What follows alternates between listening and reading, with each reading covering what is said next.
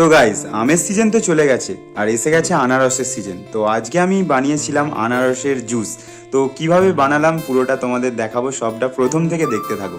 তো প্রথমে দেখতে পাচ্ছ আনারসটাকে আমি ভালোভাবে কেটে ছাড়িয়ে নিচ্ছিলাম।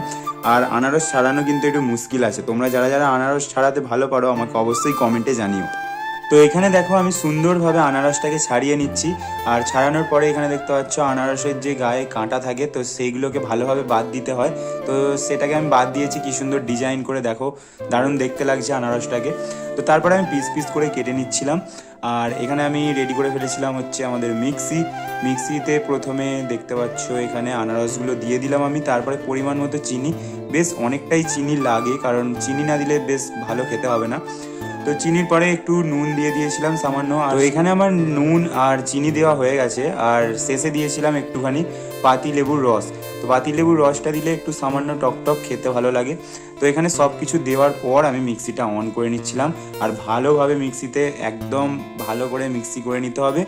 আর তারপরে এখানে দেখো আমি গ্লাস নিয়ে চলে এসেছি, প্লাস একটা ছাঁকনি।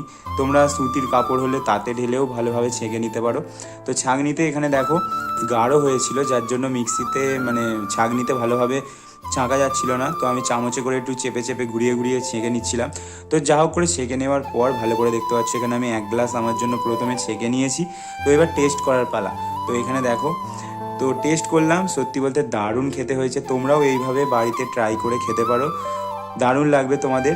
আর তোমরা যারা আমার আগে এরকম আনারসের জুস করে খেয়েছো অবশ্যই আমায় কমেন্টে জানিও। আর এরকমই মিনি ভ্লগ দেখতে হলে তোমাদের আমার চ্যানেলটাকে সাবস্ক্রাইব করে দিতে হবে। আর ফেসবুক থেকে দেখে থাকলে অবশ্যই ফলো করে দিও। দেখাবে আবার একটা এরকমই নতুন মিনি ভ্লগে। টাটা।